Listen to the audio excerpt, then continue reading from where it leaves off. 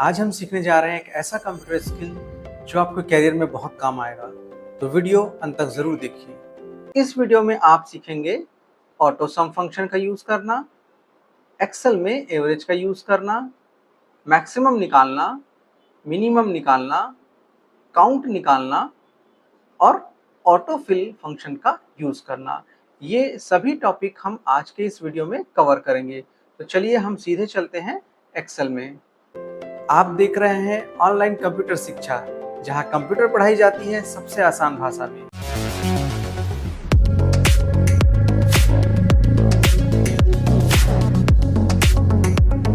देखिए, अब हमने एक्सेल ओपन कर लिया है और यहाँ पर मैंने आप लोग के लिए एक डेटा एंट्री पहले से करके रखा है, जिसमें हमने स्कूल का एक रिजल्ट बनाया हुआ है। जैसा कि आप देख रहे हैं, यहाँ पर स्टूडेंट का रोल नंबर, स्टूडेंट का नेम, अलग अलग सब्जेक्ट्स के हेडिंग जैसे Hindi, English, maths, social science, science, और उसमें उस स्टूडेंट को कितने अंक मिले हैं या कितने नंबर मिले हैं ये लिखा हुआ है। हमें यहाँ पर निकालना है किसी स्टूडेंट को कुल कितने अंक मिले, औसत उसे कितने अंक मिले, अधिकतम कितने अंक मिले, न्यूनतम कितने अंक मिले और उसने कुल कितना पेपर अटेंड किया है। तो यहाँ पर देखिए पेपर्स हैं, 5 पेपर हमने यहाँ एग्जाम्पल के लिए लिया है। Hindi, English, maths, social science और साइंस, ये 5 सब्जेक्ट हमने लिया है। तो चलिए हम देखते हैं कि सबसे पहले हम इसमें सीख रहे हैं कि हमको किसी डेटा में टोटल कैसे निकालना है। तो अगर आपको वीडियो अच्छा लगे तो वीडियो को लाइक जरूर करें, कमेंट में बताएं ये वीडियो आपको कैसा लगा, या आपका कोई सवाल है तो हमें कमेंट में जरूर पूछें, और सब्सक्राइब करें और बेल आइकन को हिट करें ताकि आप आने वाली फ्री क्लासेस मिस ना करें। टोटल निकालने के लिए हमें क्या करना होता है, एक्सेल में ऊपर देखेंगे, यहाँ आपको ऑटो सम का फॉर्मूला दिखाई देगा। मैं आपको जूम करके शो कर देता हूँ। देखिए यहाँ पर आपको ये लास्ट सेक्शन में जब आएंगे तो यहाँ पर एक ऑटो सम का आपको रिबन दिखाई देगा। इस ऑटो सम ऑप्शन का यूज करके जो है हम क्या कर सकते हैं, टोटल निकाल सकते हैं या किसी भी जो अंक है, डेटा है, उसका सम निकाल सकते हैं। चलिए मैं वापस नॉर्मल मोड में आ जाता हूँ। तो हमें यहाँ पर क्या निकालना है, अलग अलग स्टूडेंट के डेटा का टोटल निकालना है। तो इसके लिए हम सबसे पहले टोटल के नीचे आ जाएंगे, ऑटो सम पर जाएंगे और ऑटो सम पर जा करके क्लिक कर देंगे। जैसे ही हम ऑटो सम पर क्लिक करेंगे, यहाँ पर एक्सेल हमें ऑटोमेटिक एक फॉर्मूला बनाकर दे देगा और साथ ही साथ उस डेटा को हमको सेलेक्ट करके शो करेगा जिसका यहाँ पर सम हो रहा है। ठीक है, चलिए हम इंटर कर देते हैं एक बार, फिर आगे इसको और समझेंगे। तो देखिए यहाँ पर 25201 यानी कि 25201 राकेश साहू का रोल नंबर है, और राकेश साहू ने अलग अलग विषय में कुल कितने नंबर पाए उसका यहाँ पर टोटल सम निकल गया है 392। 392 नंबर उसे कुल मिले हैं। अब आप यहाँ जब फॉर्मूला बार में हम आएंगे तो यहाँ आपको मैं जूम करके दिखाता हूँ, आपको एक फॉर्मूला दिखाई देगा। सबसे पहले इक्वल, इक्वल के बाद सम, सम के बाद ब्रैकेट ओपन हुआ है। ठीक है, देखिए यहाँ पर जूम होकर आपको दिख रहा है। सबसे पहले ये फॉर्मूला बार होता है, मैंने आपको पहले बताया था फॉर्मूला बार। देखिए हेडिंग में भी लिख के आ रहा है, सबसे पहले इक्वल, फिर सम, फिर ब्रैकेट ओपन, C3। C3 क्यों लिखा हुआ है, क्योंकि यहाँ पर आप देख सकते हैं ये C कॉलम में ये थर्ड रो है। C कॉलम के अंदर में कौन सा रो है, ये थर्ड रो है। तो इस सेल का नंबर हुआ C3, जहाँ पर हिंदी का मार्क्स डला हुआ है 85। ये कौन सा सेल नंबर है, C3। तो C3 से लेकर के हमको आगे कहाँ तक का नंबर मार्क्स जोड़ना है, हमको G3, G कॉलम है और थर्ड रो। तो देखिए यहाँ पर फॉर्मूला बार में लिखा हुआ है सबसे पहले इक्वल, ठीक है, फिर सम, ब्रैकेट ओपन हुआ है, उसके बाद लिखा हुआ है C3 कॉलन G3, यानी कि ये फॉर्मूला, ऑटो सम का फॉर्मूला सम कर रहा है, जोड़ रहा है C3 से लेकर के G3 तक के डेटा को। मैं वापस विंडो को नॉर्मल मोड में ले जाता हूँ। तो देखिए इस तरह से हम किसी भी डेटा का सम निकाल सकते हैं। ठीक है, अब यदि हमें बाकी स्टूडेंट्स का भी सम निकालना हो तो उसके लिए हम ऑटो फिल कर्सर का यूज करेंगे।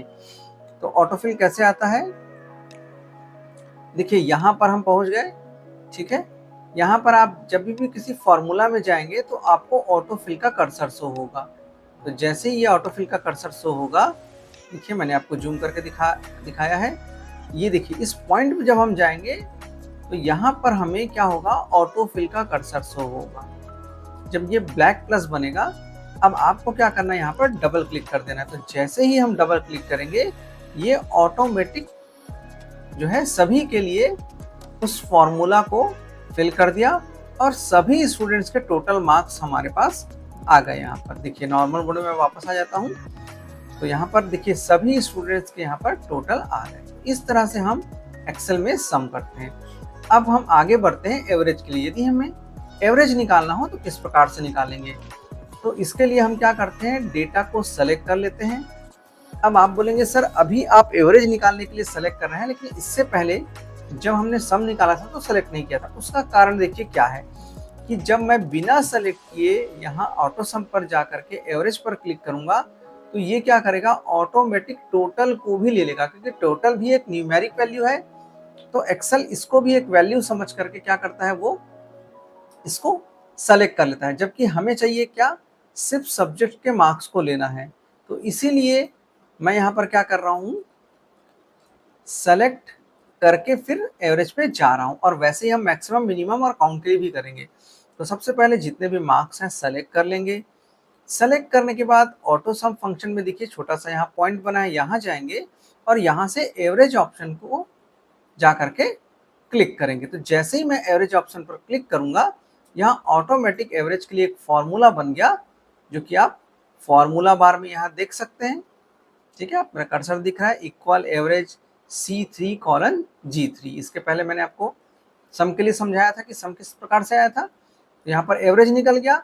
अब बाकी सभी का निकालने के लिए अगेन फिर से हम ऑटो फिल कर्सर के लिए जाएंगे। तो जैसे ही हम यहाँ पर पॉइंट में आएंगे, ब्लैक प्लस बनेगा, अब इस पर डबल क्लिक कर देंगे। तो ये क्या हो गया, सभी के लिए ऑटो फिल हो गया और सभी स्टूडेंट का हमको एवरेज मार्क्स पता चल गया। ठीक है, चलिए अब आगे बढ़ते हैं हम आगे ऑप्शन की ओर। नेक्स्ट क्या आ रहा है, मैक्सिमम। मैक्सिमम यानी अधिकतम।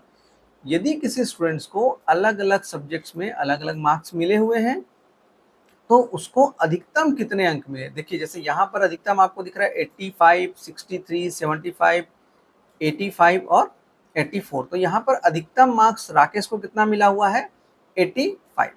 अब ये हम फॉर्मूला से कैसे निकालेंगे, तो इसके लिए हमको क्या करना है, डेटा को सेलेक्ट कर लेना है, यानी कि जिनके बीच का आपको अधिकतम जानना है। फिर ऑटो सम वाले फॉर्मूला पे जाना है। ध्यान रखेंगे आपको ऑटो सम पर क्लिक नहीं करना है, आपको इसके साइड में जो पॉइंट बना हुआ है यहाँ पर क्लिक करना है, तब ये नीचे ड्रॉप डाउन मेनू खुलेगा। कई बार स्टूडेंट्स क्या गलती करते हैं कि ऑटो सम पर क्लिक कर देते हैं, फिर वो ऑटो सम निकल आता है। लेकिन हमें यदि दूसरे ऑप्शंस का यूज करना है तो ये साइड जो ड्रॉप डाउन का लिए बटन आता है उस पर जाना है और यहाँ से हमको क्या निकालना है, मैक्सिमम। तो मैक्सिमम पे क्लिक कर देंगे। तो देखिए यहाँ पर राकेश ने मैक्सिमम कितने मार्क्स मिले, राकेश को 85।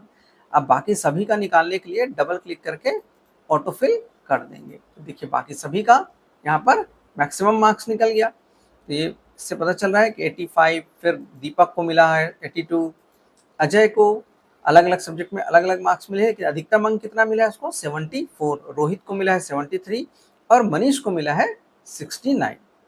इसी प्रकार से अब हमें मिनिमम निकालना है। अभी तक हमने टोटल निकालना, एवरेज या औसत निकालना और मैक्सिमम या अधिकतम निकालना सीखा।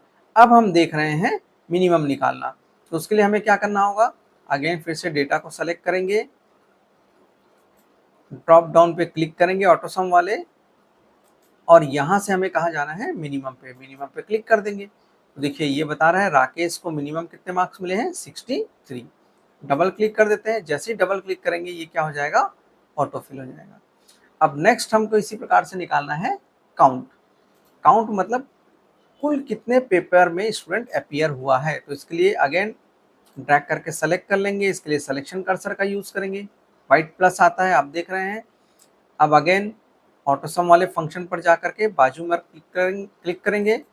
बाजू में क्लिक करने पर, साइड में क्लिक करने पर क्या होगा, एक ड्रॉप डाउन लिस्ट निकलेगा जिसमें सबसे पहला ऑप्शन सम का होता है। हमें अभी निकालना है क्या, काउंट। तो हम चले जाएंगे काउंट नंबर्स पे। तो हमारे पास कितने सब्जेक्ट्स हैं, 5 सब्जेक्ट हैं। तो यहाँ पर हमारा आंसर क्या होगा, 5। तो देखिए यहाँ पर काउंट कर रहा है, इस सभी जगहों पर 5 सब्जेक्ट्स के नंबर को काउंट किया गया है। तो यहाँ हमारा रिजल्ट 5 आ रहा है। तो इस प्रकार से हम किसी स्कूल का रिजल्ट बना सकते हैं। किसी प्रकार का सेल्स रिपोर्ट है तो वो भी हम एक्सेल के माध्यम से इन फंक्शंस का यूज करके सम या ऑटो सम, एवरेज, मैक्सिमम, मिनिमम, इनका यूज करके हम निकाल सकते हैं। देखिए मैंने आपके लिए नीचे एक और एक्सरसाइज बना के रखा है। यहाँ पर देखिए इसको अभी हमने इन ऑप्शंस को समझा था स्कूल रिजल्ट के माध्यम से, ठीक है, कि स्कूल में यदि रिजल्ट बनाना है तो हम टोटल, एवरेज, मैक्सिमम, मिनिमम का कैसे यूज करेंगे। अब नेक्स्ट आपको नीचे में दिखाई दे रहा है सेल्स रिपोर्ट। यदि यही काम सेल्स रिपोर्ट के लिए हो और सेल्स रिपोर्ट में हमको टोटल, एवरेज, मैक्सिमम निकालना हो तो कैसे निकालेंगे। तो देखिए यहाँ पर जो रोल नंबर था ऊपर में, ठीक है, चलिए मैं इसको डिलीट कर देता हूँ बीच के ऑप्शंस को, ताकि आपको इजिली कंपेरिजन कर पाए। ठीक है, मैंने डिलीट कैसे किया ये आपको आगे की वीडियो में मैं आपको जरूर बताऊंगा जब हम एडिटिंग का पार्ट पढ़ेंगे। ठीक है, तो देखिए यहाँ पर रोल नंबर है, वही यहाँ पर क्या हो गया है, एम्प्लॉय का कोड हो गया है। हर ऑफिस में क्या होता है, एम्प्लॉय को एक कोड दिया जाता है जो कि एम्प्लॉय कोड होता है।